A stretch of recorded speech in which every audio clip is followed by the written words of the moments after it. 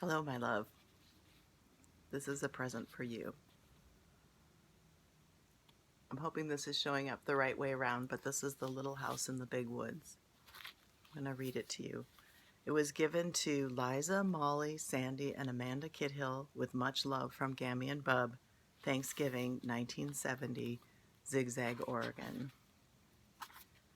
The Little House in the Big Woods. Once upon a time, 60 years ago, a little girl lived in the big woods of Wisconsin in a little gray house made of logs. The great dark trees of the big woods stood all around the house, and beyond them were other trees, and beyond them were more trees. As far as a man could go to the north in a day, or a week, or a whole month, there was nothing but woods. There were no homes, there were no roads, there were no people. There were only trees and the wild animals who had their homes among them. Wolves lived in the big woods, and bears and huge wild cats. Muskrats and mink and otter lived by the streams. Foxes had dens in the hills, and deers roamed everywhere. To the east of the little log house, and to the west, there were miles upon miles of trees, and only a few little log houses scattered far apart in the edges of the big woods. So far as the little girl could see, there was only one little house where she lived with her father and mother, her sister Mary, and baby sister Carrie. A wagon track ran before the house, turning and twisting out of sight in the woods where the wild animals lived, but the little girl did not know where it went, nor what might be at the end of it. The little girl was named Laura, and she called her father Pa and her mother Ma. In those days, in that place, children did not say father and mother, nor mama and papa as they do now. At night, when Laura lay awake in the trundle bed, she listened and could not hear anything at all but the sound of the trees whispering together. Sometimes far away in the night a wolf howled. Then he came nearer and howled again. It was a scary sound.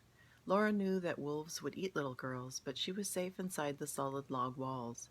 Her father's gun hung over the door, and good old Jack, the brindle bulldog, lay on guard before it. Her father would say, "Go to sleep, Laura. Jack won't let the wolves in." So Laura snuggled under the covers of the trundle bed, close beside Mary, and went to sleep. One night her father picked her up out of bed and carried her to the window so she might see the wolves. There were two of them sitting in front of the house.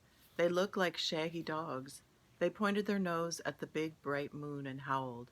Jack paced up and down before the door, growling. His hair stood up along his back, and he showed his sharp, fierce teeth to the wolves. They howled, but they could not get in. The house was a comfortable house. Upstairs there was a large attic, pleasant to play in when the rain drummed down the roof. Downstairs was the small bedroom and the big room. The bedroom had a window that closed with a wooden shutter. The big room had two windows with glass in the panes, and it had two doors, a front door and a back door. All around the house was a crooked rail fence to keep the bears and the deer away. In the yard in the front of the house were two beautiful big oak trees. Every morning, as soon as she was awake, Laura ran to look out the window, and one morning she saw in each of the big trees a dead deer hanging from a branch. Pa had shot the deer the day before, and Laura had been asleep when he brought them home at night and hung them high in the trees so the wolves could not get the meat. That day, Pa and Ma and Laura and Mary had fresh venison for dinner. It was so good that Laura wished they could eat it all. But most of the meat must be salted and smoked and packed away to be eaten in the winter. For winter was coming. The days were shorter, and frost crawled up the window panes at night. Soon the snow would come. Then the log house would be almost buried in snow drifts, and the lake and streams would freeze. In the bitter cold weather, Pa could not be sure of finding any wild game to shoot for meat. The bears would be hidden away in their dens where they slept soundly all winter long. The squirrels would be curled in their nests in hollow trees, with their furry tails wrapped snugly around their noses. The deer and rabbits would be shy and swift. Even if Pa could get a deer, it would be poor and thin, not fat and plump as deer are in the fall. Pa might hunt alone all day in the bitter cold in the big woods covered with snow, and come home at night with nothing for Ma and Mary and Laura to eat. So as much food as possible must be stored away in the little house before winter came. Pa skinned the deer carefully and salted and stretched the hides, for he would make soft leather of them. Then he cut up the meat and sprinkled salt over the pieces as he laid them on a board. Standing on the yard was a tall length cut from a tree of a big hollow tree. Pa had driven nails inside as far as he could reach from each end. Then he stood it up, put a little roof over the top of it, and cut a little door on one side near the bottom. On the piece he cut out, he fastened leather hinges. Then he fitted it into place, and that was the little door with the bark still on it. After the deer meat had been salted several days, Pa cut a hole near the end of each piece and put a string on it. Laura watched him do this, and then she watched him hang the meat on the nails in the hollow log. He reached up through the little door and hung meat on the nails as far up as he could reach. Then he put a ladder against the log, climbed up to the top, moved the roof to one side, and reached down inside to hang meat on those nails. Then Pa put the roof back again, climbed down the ladder, and said to Laura, "Run over the chopping block and fetch me some of those green hickory chips, new clean white ones." So Laura ran back to the block where her pa chopped wood and filled her apron with fresh, sweet-smelling chips. Just inside the little door in the hollow log, Pa built a fire of tiny bits of bark and moss, and he laid some of the chips on it very carefully. Instead of burning quickly, the green chips smoldered and filled the hollow log with thick, choking smoke. Pa shut the door, and a little smoke squeezed through the crack around it, and a little smoke came out through the roof, but most of it was shut in with the meat.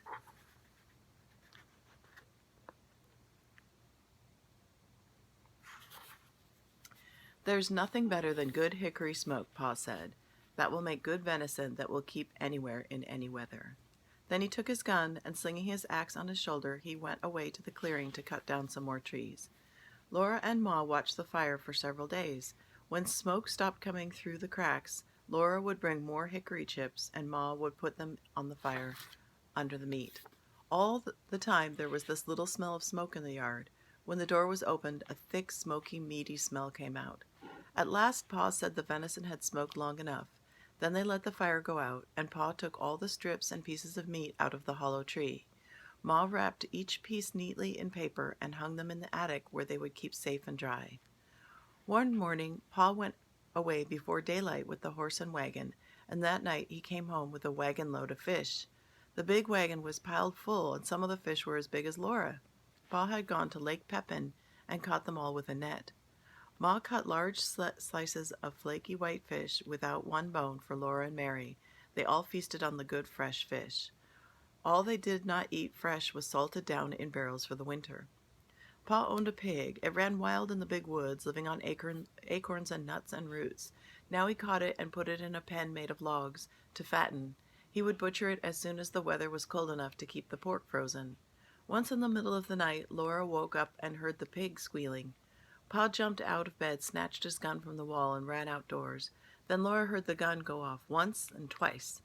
When Pa came back, he told what had happened. He had seen a big black bear standing beside the pig pen. The bear was reaching in the pen to grab the pig, and the pig was running and squealing. Pa saw this in the starlight, and he fired quickly. But the light was dim, and in his haste he missed the bear. The bear ran away into the woods, not hurt at all. Laura was sorry Pa did not get the bear. She liked bear meat so much. Pa was sorry too, but he said, "Anyway, I saved the bacon." The garden behind the little house had been growing all summer. It was so near the house that the deer did not jump the fence and eat the vegetables in the daytime, and at night Jack kept them away. Sometimes in the morning there were little hoof prints among the carrots and cabbages, but Jack's tracks were there too, and the deer had jumped right out again. Now the potatoes, carrots, and beets, and turnips, and cabbages were gathered and stored in the cellar, for freezing nights had come. Onions were made into long ropes, braided together by their tops, and then were hung in the attic beside the wreath of red peppers strung on threads. The pumpkins and squashes were piled in orange and yellow and green heaps in the attic's corners. The barrels of salted fish were in the pantry, and yellow cheeses were stacked on the pantry shelves. Then one day Uncle Henry came riding out of the big woods. He had come to help Pa butcher. Ma's big butcher knife was already sharpened, and Uncle Henry had brought Aunt Polly's butcher knife. Near the pig pen, Pa and Uncle Henry built a bonfire and heated a great kettle of water over it. When the water was boiling, they went to kill the hog. Then Laura ran and hid her head on the bed and stopped her ears with her fingers so she could not hear the hog squeal. "It doesn't hurt him, Laura," Pa said. "We do it so quickly." But she did not want to hear him squeal. In the minute she took one finger cautiously out of an ear and listened, the hog had stopped squealing. After that, butchering time was great fun. It was such a busy day with so much to see and do. Uncle Henry and Pa were jolly, and there would be spare ribs for dinner, and Pa had promised Laura and Mary the bladder and the pig's tail. As soon as the hog was dead, Pa and Uncle Henry lifted it up and down in the boiling water until it was well scalded. Then they laid it on a board and scraped it with their knives, and all the bristles came off. After they hung the hog in a tree, they took out the insides and left it hanging to cool. When it was cool, they took it down and cut it up. There were hams and shoulders, side meat and spare ribs and belly. There was the heart and the liver and tongue, and the head to be made into head cheese, and the dishpan full of bits to be made into sausage. The meat was laid out on a board in the back door shed, and every piece was sprinkled with salt. The hams and shoulders were put to pickle in brine, for they would be smoked like the venison in the hollow log. "You can't beat hickory-cured ham," Pa said. He was blowing up the bladder. It made a little white balloon, and he tied the end tight with a string and gave it to Mary and Laura to play with. They could throw it in the air and spat it back and forth with their hands, or it would bounce along the ground and they would kick it, but even better fun than the balloon was the pig's tail. Pa skinned it for them carefully, and into the large end he thrust a sharp stick. Ma opened the front of the cook stove and raked hot coals out onto the iron hearth. Then Laura and Mary took turns holding the pig's tail over the coals. It sizzled and fried, and drops of fat dripped off it and blazed on the coals. Ma sprinkled it with salt. Their hands and their faces got very hot, and Laura burned her finger, but she was so excited she did not care. Roasting the pig's tail was such fun, and it was hard to play fair, taking turns. At last it was done. It was nicely browned all over, and how good it smelled. They carried it into the yard to cool it, and even before it was cool enough they began tasting it and burned their tongues. They ate every little bit of meat off the bones, and then they gave the bones to Jack, and that was the end of the pig's tail. There would not be another one until next year. Uncle Henry went home after dinner, and Pa went away to his work in the big woods. But for Laura and Mary and Ma, the butchering time had only begun. There was a great deal for Ma to do, and Laura and Mary helped her. All that day and the next, Ma was trying out the lard in big iron pots on the cook stove. Laura and Mary carried wood and watched the fire. It must be hot, but not too hot, or the lard would be burned. The big pots simmered and boiled, but they must not smoke. From time to time, Ma skimmed out the brown cracklings. She put them in a cloth and squeezed out every bit of the lard. Then she put the cracklings away. She would use them to flavor Johnny cake later.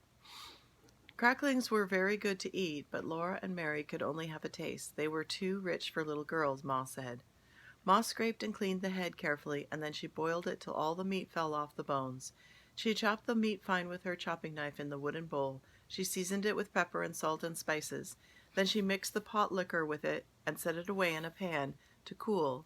When it was cool, it would cut into slices, and this was head cheese. The little pieces of meat, lean and fat, that had been cut off the large pieces, Ma chopped until it was all chopped fine. She seasoned it with salt and pepper with dried sage leaves from the garden. Then with her hands she tossed and turned it until it was well mixed, and she molded it into little balls. She put the balls in a pan out in the shed where they would freeze and be good to eat all winter. That was the sausage. When butchering time was over, there were the sausages and the head cheese, the big jars of lard, and the keg of white salt pork out in the shed, and in the attic hung the smoked hams and shoulders. The little house was fairly bursting with good food stored away for the long winter. The pantry and the shed and the cellar were full, and so was the attic.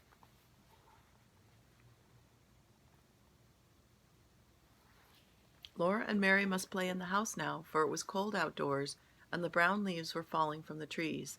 The fire in the cook stove never went out. At night, Pa banked it with ashes to keep the coals alive till morning. The attic was a lovely place to play. The large, round-colored pumpkins made beautiful chairs and tables. The red peppers and onions dangled overhead. The hams and venison hung in their paper wrappings, and all the bunches of dried herbs, the spicy herbs for cooking and the bitter herbs for medicine, gave the place a dusty, spicy smell. Often the wind howled outside with a cold and lonesome sound, but in the attic, Laura and Mary played house with the squashes and the pumpkins, and everything was snug and cozy. Mary was bigger than Laura, and she had a rag doll named Nettie. Laura only had a corn cob wrapped in a handkerchief, but it was a good doll. It was named Susan. It wasn't Susan's fault she was only a corn cob.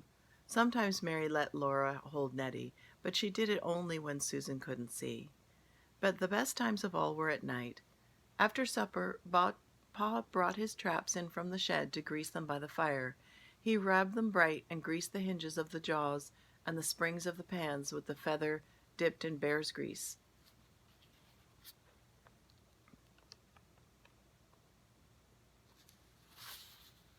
There were small traps and middle-sized traps and great bear traps with the teeth in their jaws that Pa said would break a man's leg if they shut on it. While he greased the traps, Pa told Laura and Mary little jokes and stories, and afterward he would play the fiddle. The doors and windows were tightly shut, and the cracks of the cold frames stuffed with cloth to keep out the cold. But Black Susan, the cat, came and went as she pleased, day and night, through the swinging door of the cat hole in the bottom of the front door. She always went very quickly so the door would not catch her tail when it fell shut behind her. One night when Pa was greasing the traps, he watched Black Susan come in, and he said, "There was once a man who had 2 cats, a big cat and a little cat."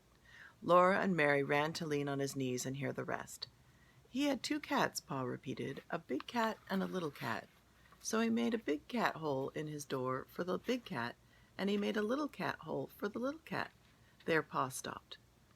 "But why couldn't the little cat?" Mary began. "Because the big cat wouldn't let it," Laura interrupted. "Laura, that is very rude. You must never interrupt," said Pa. "But I see," he said, "that either of you has more sense than the man who cut the 2 cat holes in his door." Then he laid away the traps. He took his fiddle out of the box and began to play. That was the best time of all.